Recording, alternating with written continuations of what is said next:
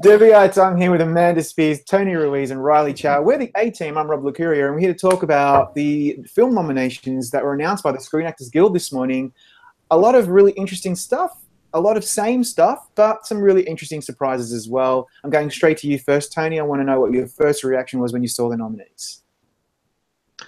You know, we always look at the best. We always look at the SAG Awards to give us some sort of lead-in into the Oscars.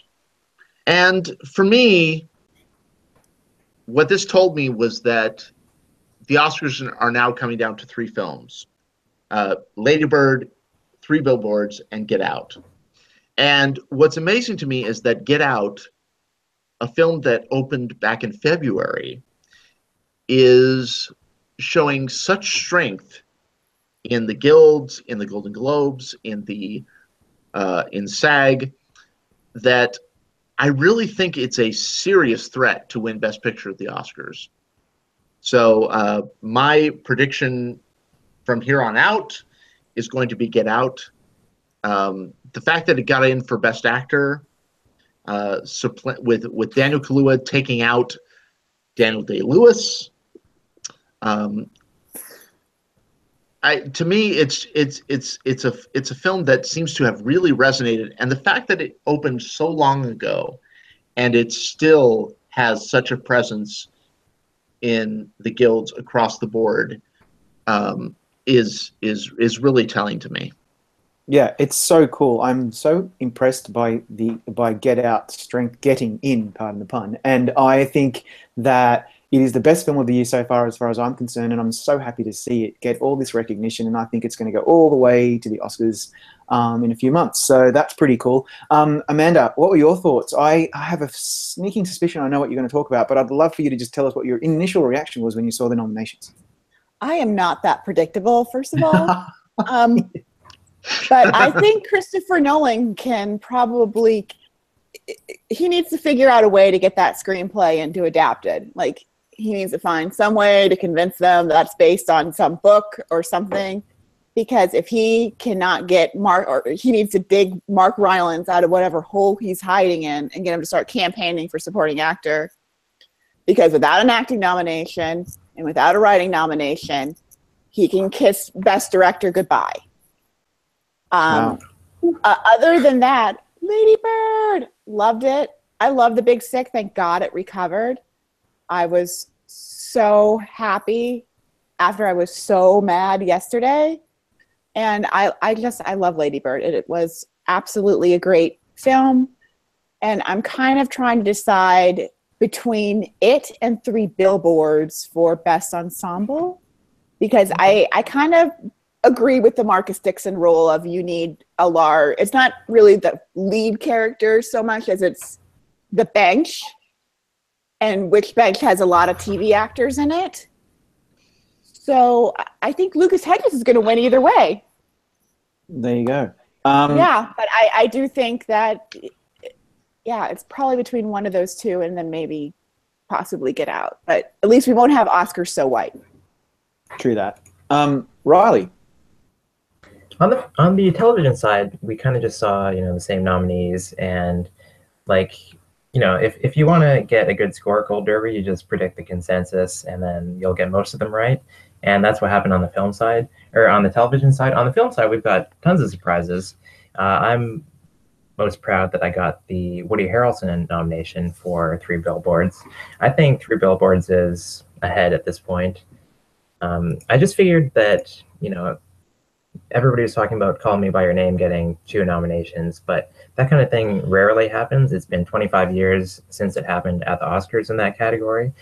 And I think 3 Billboards is further ahead in the race than Call Me By Your Name. So I thought they're going to go for multiple actors somewhere. It'll be there. And what actually ended up happening was with Call Me By Your Name, it kind of got spotlit where they couldn't decide which one to go with. So they went with neither. Yeah.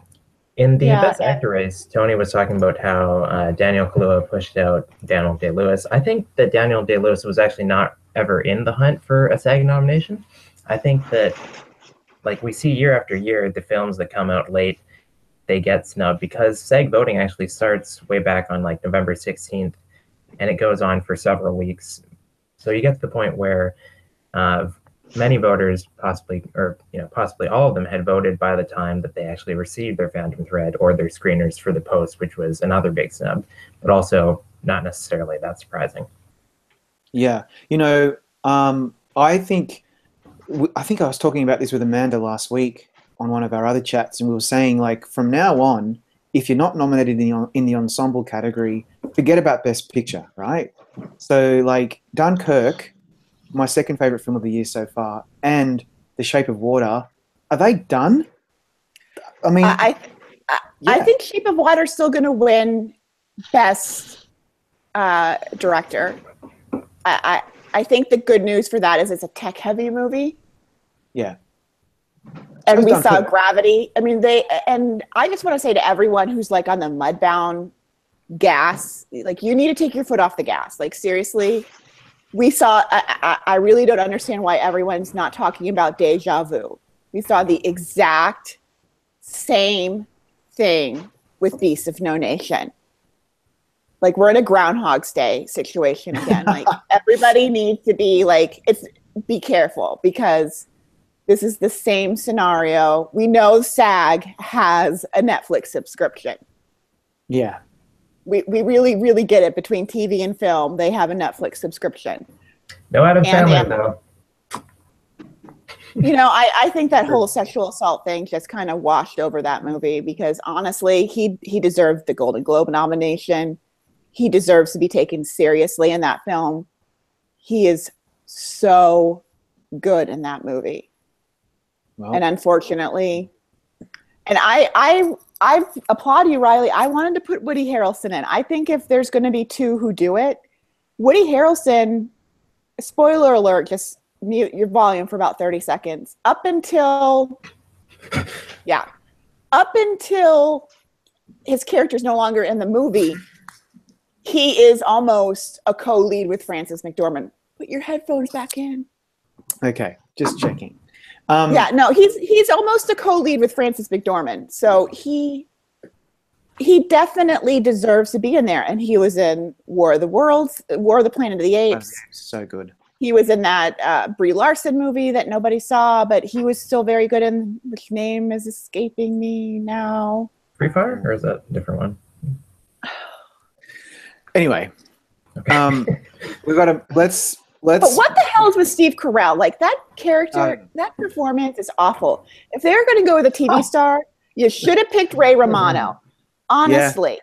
Yeah. Honestly, he is Totally so good in that damn movie. And he should be in the running for sure.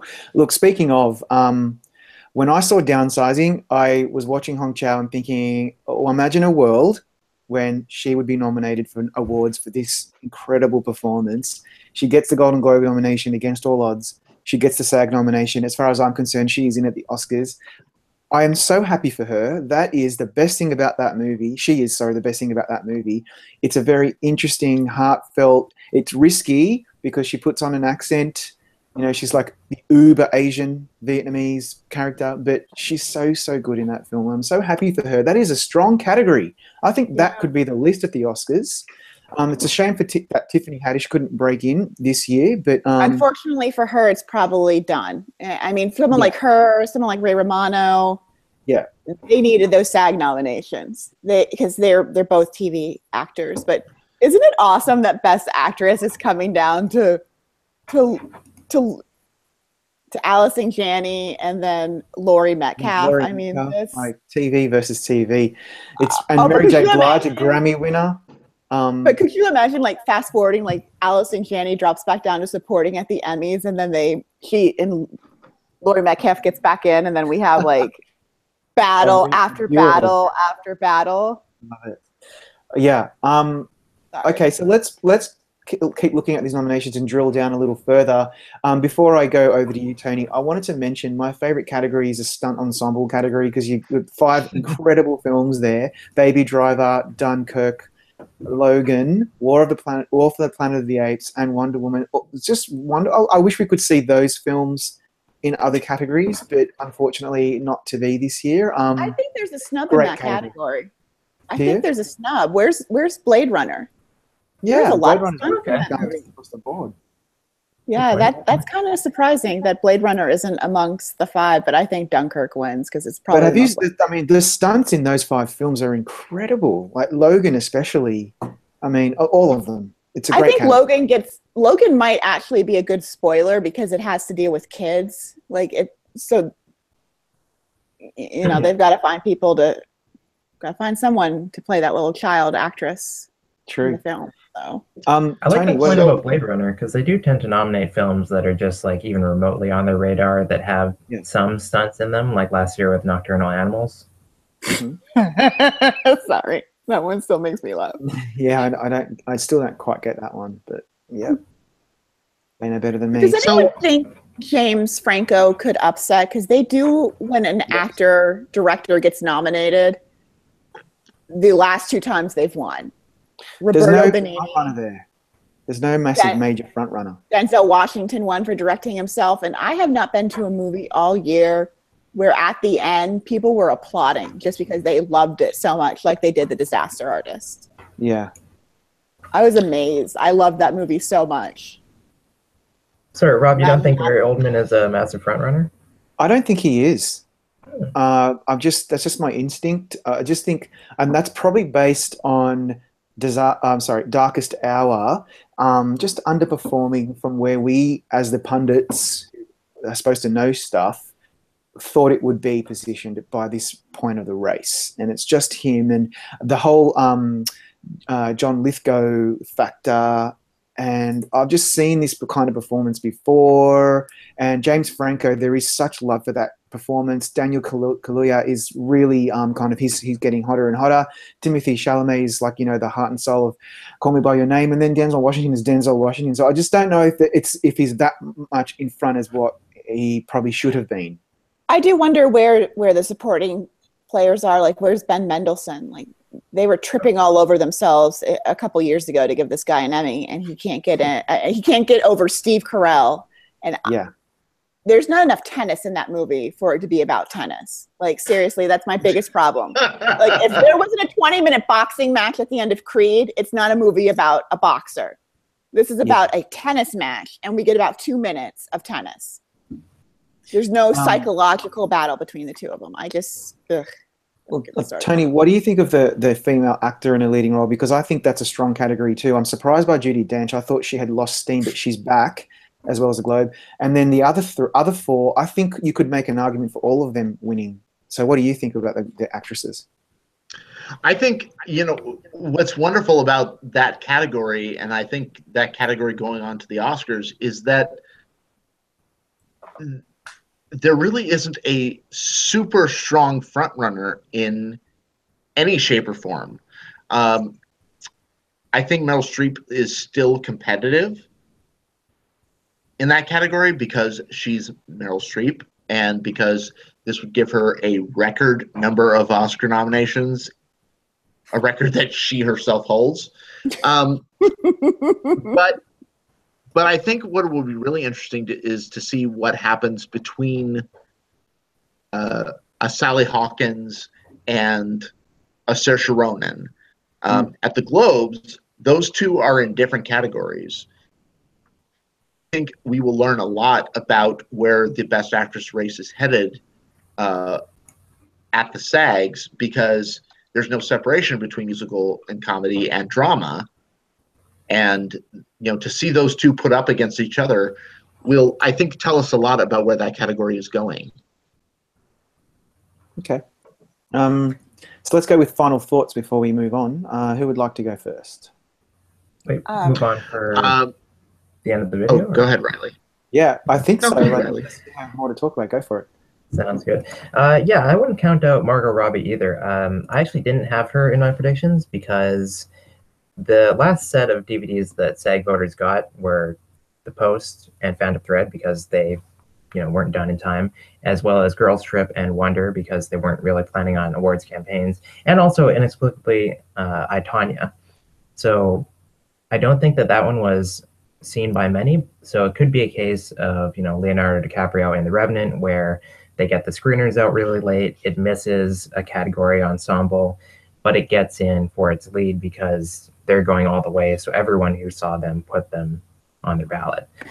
I had Judi Dench in third just because I thought that's such a SAG thing to do. And let's see. Oh, for Best Actor, I do think that Ben Mendelsohn will make a comeback for the Oscars, as we see happen sometimes when you've got, you know, a Best Actor or Best Actress winner. They can carry in somebody like a Jackie Weaver, something like that. And I would like to say for The Disaster Artist, just a random thought, but I like how James Franco is actually good at playing a bad actor, which I thought didn't require any skill. But for some reason, everybody else in that movie pretends that they're a fine actor working with a bad director. But everybody in the room was awful. I just feel like that has not gotten enough thanks. Okay, what are more final thoughts before we finish up? Yeah, as far as female actor in a role is, this is Frances McDormand's best shot. The Globes have never awarded her, even when she probably should have won for Olive Kitteridge. So Meryl Streep's probably going to get one shot at making a rousing acceptance speech. Saoirse Ronan looks like a front runner at comedy musical. Frances McDormand needs to figure out how to give a really good speech at this award if she wins. Because if Saoirse Ronan wins that Globe, she's probably going to win the BAFTA, and that'll be the last awards, and that could swing it her way. But, you know, we're in an Olympic year. That's one thing no one's pointed out. And we're about to have 2 weeks of wall-to-wall figure skating where they always rehash that Nancy Tonya story. I know, I'm rolling with Anna Girl, Godoy. But you know what? Margot Robbie. Oh, I'd love that. She doesn't look like, I know you love it because she's Aussie, but you know, it could swing this her way, because I don't know if Lady Bird can win both acting awards. It hasn't happened since Shakespeare in Love, and that's, you know, He Who Shall Not Be Spoken About figured out how to make that happen. And then for actor, I know Timothée Chalamet has hit both places, but I would still be careful. He is 21 years old. We saw Jake Gyllenhaal, who is far older, hit everywhere and still miss out in the end. Yeah. So it looks good, but I still wouldn't put him in like number one. Mm. Okay. But Sorry, I thought you were done. Go for it. No. I really love the supporting races, and I still like Sam Rockwell's performance in 3 Billboards, but I can't wait to see it. Oh my God, I love that movie. And Lady Bird. All right, I'll stop. And Tony, what's your final thought? I have made the daring prediction to stick with Get Out through the end. I think it's a film that, you know, we haven't seen a film that opened in February and still seems to have the complete momentum behind it, overperforming particularly at SAG. For Daniel Kaluuya to get in over some of the other potential nominees is quite telling. And with the preferential ballot at the Oscars, all you need is enough people saying, this was the film that made me, you know, the happiest. This is the film I love the most. And I think Get Out could seriously do that. And I think we underestimate its chances, both at SAG and at the Oscars, at our own risk. Yeah. Okay. So my final thought is what Riley has already alluded to, which was about late-breaking films like The Post and Phantom Thread missing out, and also All the Money in the World was riding high for 2 days, and I think it's now a little deflated after it got nothing from SAG, and that's because they didn't have that early screening like the HFPA did. But maybe some voters in the ether won't be quite aware of that little quirk, and without seeing it in this race, which gives these films and performances now have more credibility because they have the SAG nod behind them. and that doesn't, and other films who aren't included here don't either. And so it just hurts you. No matter what you say, no matter what the argument, without SAG behind you, it's really difficult to move forward in the Oscar race. And so that fascinates me. And so we've got plenty more to look forward to as we continue on in this very interesting and very open award season. Thanks everybody for joining. We'll be back for more, no doubt, at Gold Derby. Stick with us because this is where it's all happening.